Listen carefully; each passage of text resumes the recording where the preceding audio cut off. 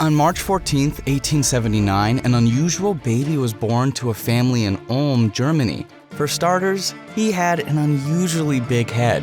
It's a little larger than normal, but he looks fine to me. Are you blind? It's huge. Oh, what if he's broken? What if he's never able to speak or think any intelligent thoughts? The baby's mom really couldn't have been more wrong. Hi, I'm Albert Einstein, and this is my story. Ever since I could remember, my parents told me I was, well, different. For starters, I hated playing with other kids and always preferred to be alone. I also didn't speak until I was 4 years old. Then when I did speak, people would act as if I'd said something strange. Like one time, Mom invited her friend over for lunch and I had an important question for her. Your arms are so thin, your skin is almost see-through, but for some reason I can't see your bones, only the color of your veins. Get your hands off me! Does your son have no manners? Wait, I'm just curious. I wonder what would happen if I lit a candle and shone it close to you. Do you think I'd see anything beneath your skin? You're not making any sense, Albert, and you're being rude. Sometimes I worry there's something wrong with him. Mom sent me to my room then, and I didn't understand what I did wrong. I just asked a question. And as time passed, I really started getting into trouble. One day, when I was 15, I was in class and I was bored to death. And when my teacher, Mr. Windsor, asked us to work in pairs, I just snapped. So we have to solve. I'm not doing this. School is dumb and I'm not letting any teacher tell me what to do. But we have to do what the teacher says. No, I've got a better idea. I convinced the guy to steal Mr. Windsor's notes and bag when he wasn't looking and sneaked out of the classroom. We ran away from school to a nearby river where I tossed my teacher's notes. This'll teach him not to make us memorize stuff until our brain hurts. Throwing those notes away felt so freeing, but my happiness didn't last for long. Mom, Dad, our principal, and the police found us, and we were toast. Albert's behavior is completely unacceptable. This has gone on too long. He pulls pranks on teachers, never pays attention in class, and now he's stealing. This is the last straw, young man. I got suspended for a week, but when I got back to school, things took a wild turn. I was sitting in class when Mr. Windsor called to the chalkboard to solve a math problem. All right, Mr. Einstein, I have an equation that even you can't mess up. All you have to do is figure out. The answer is 9.27001 over 16. Mr. Windsor looked like he was having a stroke, and all the kids started whispering. God, what had I done now? Mr. Windsor grabbed his calculator and asked me again what the answer was and how I'd gotten it because, well, it was correct. I don't know, it just popped into my head. Mr. Windsor pulled me aside after class. I completely misjudged you. Young man, you have a gifted mind. This makes so much sense. All of this is too easy for you. You're probably bored to death. I'll move you up to an advanced class and we'll give you more difficult tests. You must develop this talent. Suddenly, something inside me burst. No, I don't want to do any of that. I can't take this anymore. I know you mean well, but I can't go on like this. I quit school. I'll teach myself all this stuff. That week, I dropped out of school and my parents were horrified. I was sure they thought I was a lost cause or crazy or both. So when I was 17, I left home and went straight to university for physics. It was time to put myself and my dreams first, no matter what anyone thought. On my first day, I was walking down the hallway when I ran into a group of guys pointing and laughing at something. Hey, what's going on? See that girl over there? She's in our class. I didn't know our university allowed chicks to even walk in here. Hey, princess, why don't you go back home to cook me dinner? I'll have potatoes with extra sausage. What a jerk.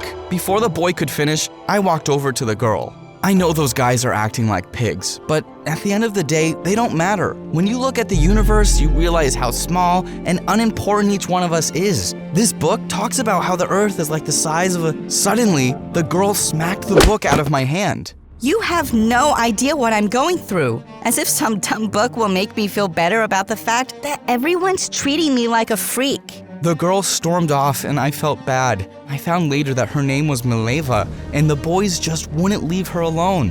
One morning, I saw Mileva studying in the library, and for some reason, I felt like sitting next to her. Need any help with your schoolwork? Ugh, you again? You're everywhere. You're not following me, are you? No, but for some reason, we keep running into each other. I also think we're a lot alike. People treat me like I'm a weirdo too, but I'm actually pretty cool and really smart. And modest. If you're so smart, how come I'm ahead of you on the honors roll? What was she talking about? I'd been number 1 in our class all semester, but Mileva led me to the school bulletin board, and she was the top of our class instead of me. Congratulations, genius. You finally found someone smarter than you. Mileva smirked at me and walked off, and I couldn't help feeling annoyed.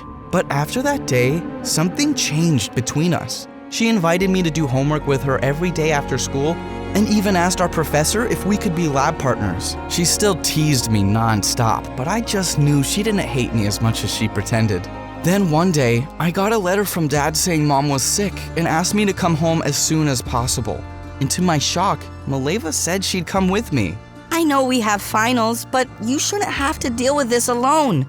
I'll get on the next train with you. Mileva hugged me, and I felt my heart race. When I arrived home, I went straight up to Mom's room and she was happy to see me, especially with a girl. But Dad was furious. Albert, this is a family matter. Why did you bring this strange girl to the house all of a sudden? Dad, you don't have to be rude. She just came along for support. Well, whoever you are, you're wasting your time on my son because he's a nutcase who only ever thinks of himself. Wow. Now I remember why leaving home was the best decision ever. Tears stung my eyes as I stomped out of the room into the yard. Mileva followed me. Albert, this was my fault. I shouldn't have invited myself to come with you. I just wanted to be there for you. I never wanted to cause any problems. Are you kidding? You've been amazing. It's my dad who's acting like a jerk. But he is right about one thing. I do have issues, and you shouldn't waste your time on me. Listen, I know I give you a tough time, but the truth is, you're the most brilliant and interesting guy I've ever met, and I want to take a chance on you. Suddenly, Mileva leaned in and kissed me, and it felt like all the light in the universe filled in the space between us. After that, Mileva and I started dating, and I was on cloud 9 for the next 10 months. Then one morning, our professor called us to his desk, but Mileva wasn't in class. I didn't know why she hadn't come that day. Well, it's a shame she's not here. I have a rare opportunity. It's a research position at one of the most prestigious programs in the world, but only one of you can go. You both are equally gifted students, so I thought I should tell you both and you can decide between yourselves. I was speechless. What was I supposed to do? I told the professor I talked to Mileva, but he needed an answer right away. And so I decided to take the position. After school, I went over to Mileva's house with knots in my stomach. It turned out she was sick with a cold, and when I told her what happened, she was dead silent. And you took the position? Just like that? Mileva, I'm so sorry. I know a position like this would have been your dream too, but I wasn't given a chance to talk to you. I didn't have time. Don't worry about it, Albert. I understand. Mileva pulled me close, even though she was sick. We got married a year later and had children. We were happy, and I was thriving at my new research position, writing theses and making all kinds of discoveries in theoretical physics. But something had changed in my relationship with Mileva. There was something wrong between us, and I didn't know how to go about it.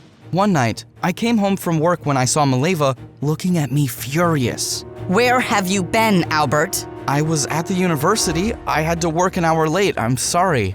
Well, you're never home, and I'm sick of it. You're off being a big-shot scientist, while I'm over here changing diapers. I'm also off bringing home money for our family, and I always help you with everything when I get home. Mileva, do you want me to quit my job? What can I do differently? Mileva just fell silent. It was so obvious she was jealous of my success, and I didn't know how to help her. I tried taking her to the lab with me and watching the kids more, and even tried including Mileva in my research. But one day, Mileva dropped a bombshell on me. I love you, Albert, but I can't do this. I'm not happy with you anymore. I want a divorce. But why? Are you just going to resent me forever? I thought you wanted me to follow my dreams, and I'm not stopping you from following yours. You stopped me the moment you took that job opportunity in university. I know it's in the past, and I don't want to keep resenting you. I want to remember why I fell in love with you and always see you that way. You're brilliant, Albert, and we shouldn't hold each other back anymore. I pulled Mileva close as tears filled my eyes. That following month, we filed for divorce, and just like that, everything changed and I didn't know what would happen next. One night, I was on the train and trying to fall asleep, but this girl kept walking up and down the aisles and singing loudly while she tossed a ball up and down. Hey, kid, can you quiet down? Some of us are trying to sleep. You're not my dad, so you can't tell me what to do. Well, lucky for the both of us, this is my stop. I stormed off the train, grateful to get away from that brat. But as the train rode away, I saw something strange. The girl was still tossing the ball up and down, but it looked like it was moving faster and faster. And suddenly, the wheels in my mind were racing like crazy. Time moved faster when I was off the train. That was why the ball looked like it was moving slower when I was on the train. The next few months, I continued doing research, and to my amazement, my theory of relativity was proved correct. I won the Nobel Prize for Physics that year, and after that, it seemed like everyone wanted to hear what I had to say. How does it feel to make this groundbreaking discovery, Mr. Einstein? This is a historic moment, and you're a legend. I was on the front cover of every newspaper that week, and I folded a picture and sent it in an envelope to someone special, along with a letter. Dear Mileva, I finally did it. I found answers to all those questions I've been asking myself all these years about time and space and the universe. I want you to know that I couldn't have done it without you. I'm in a good place now. I'm married to an amazing woman and, well, I had my dreams come true. Even though things didn't work out between us, I never look back at the time we had with regret. I hope you're happier now. I hope you're still curious about the world and that you learn something new about it each day. Remember me like this always, and thank you for believing in me. Yours truly, Albert Einstein.